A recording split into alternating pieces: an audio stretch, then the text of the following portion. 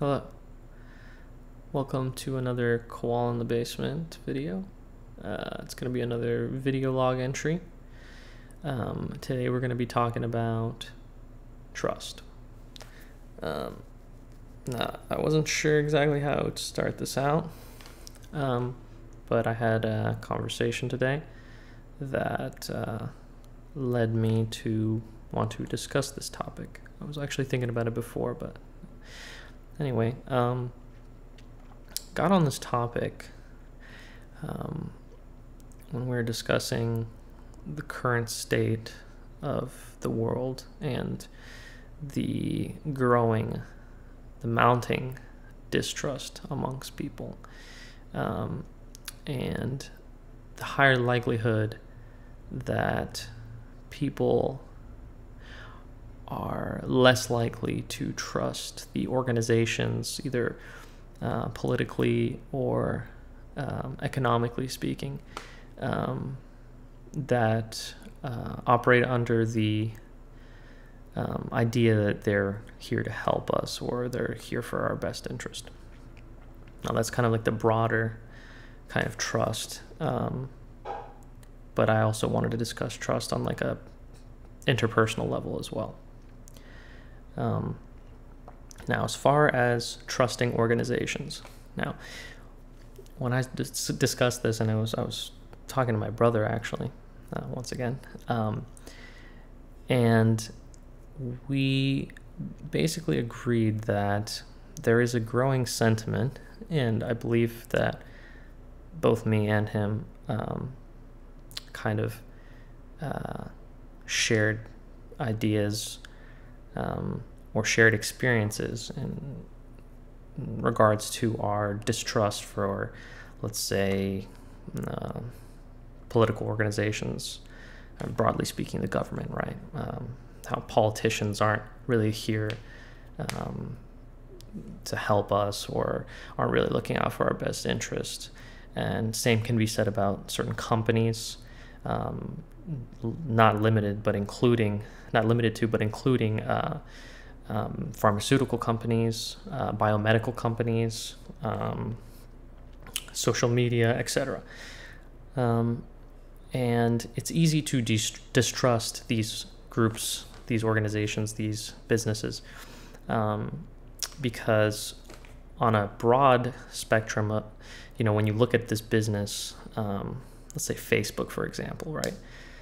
It's obvious, it's apparent, it's just blatantly obvious that this organization as a whole, its really only function is to make money. It disregards the people that use it, right? It essentially uses them as tools, and the same can be said about other companies, right? Biomedical, and so this leads you to have a distrusting outlook on certain things. However, that distrusting outlook becomes a mentality, I find, and I've kind of fallen victim to it from time to time. It essentially becomes a toxic mentality that seeps into other aspects of life, including interpersonal relationships, is because, people run these organizations, people run these companies,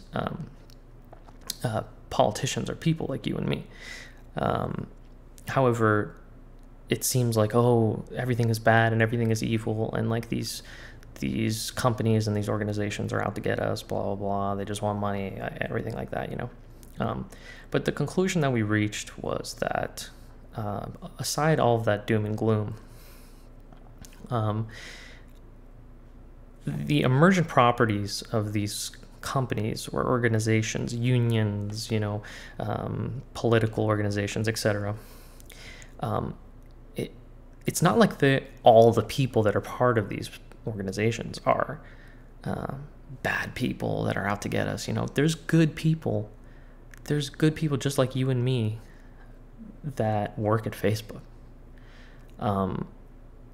It's not necessarily a problem with the people that work in these systems, more so the sociological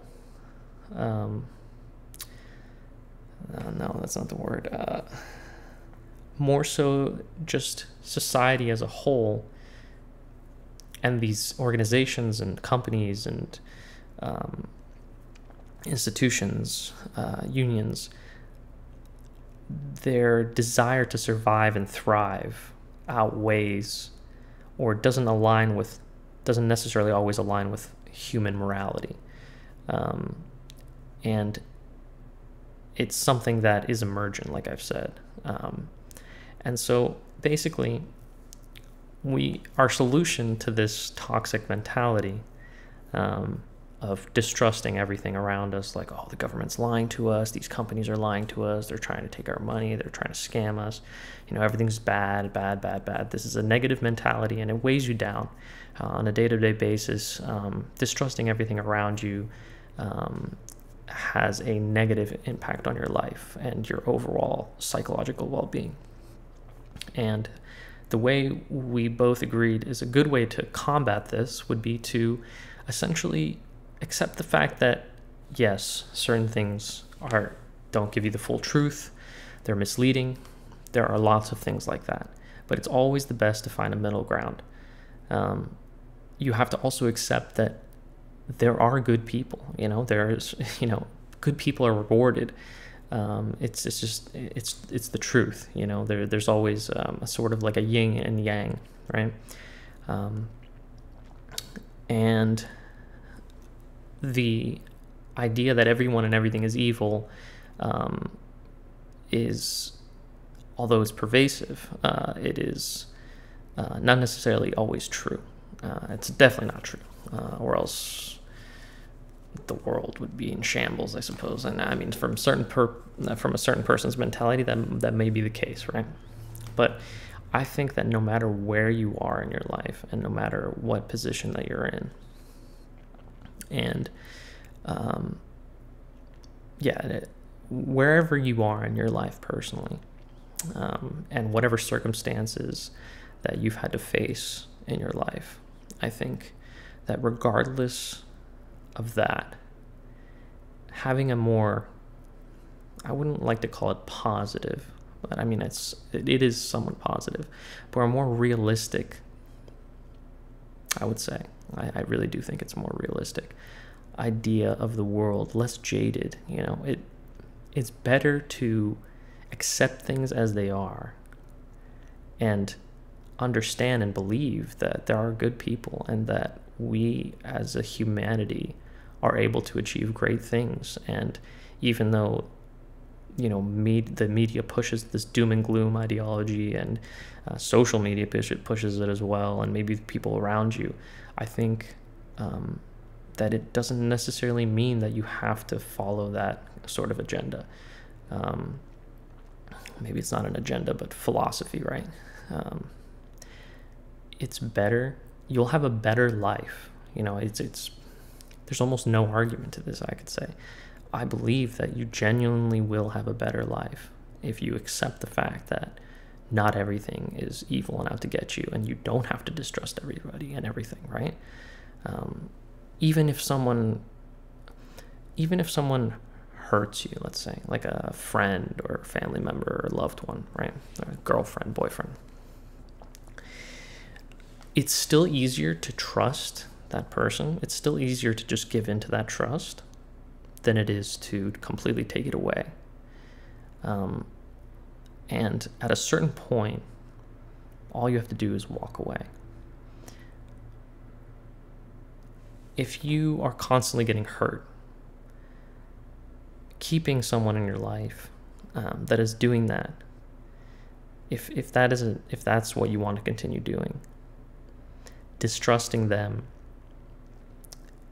leads to a pattern of distrust that extends past that circumstance, past that situation. And from my personal experience and my personal philosophy, it is better to continue trusting and genuinely trusting other people, even if you're afraid they might hurt you. And this ties back into risk and fear. It's still better to live in a trusting way, than it is to distrust. And I know that's difficult because I've personally been in situations where I don't want to trust anyone or anything. But I found that as you let these things go and you're more willing to accept or give trust towards another person or another thing, let's say, your life will overall be better. Now, that's not to say that you shouldn't caution yourself and that you shouldn't think for yourself and that you shouldn't, and that you should just let people walk all over you and just be gullible. You know, that's different. That's something different. Trust, but also analyze. Take in what people are saying to you and don't let it destroy you if your trust is broken, because it's just not worth it. That's simply what it comes down to. It's not worth stress. It's not worth the psychological distress. Just accept that person. Let that person's conscience, let that person's conscience destroy themselves. And you keep living your life being trustworthy and trusting of others. Yeah, that's what I believe. That's what I believe about trust.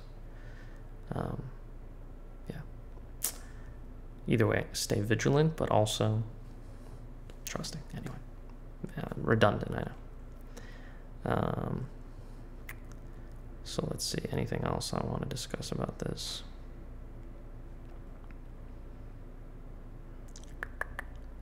No, I think that's going to be it. Anyway, as always, it was a pleasure doing this. I will see you on the next one.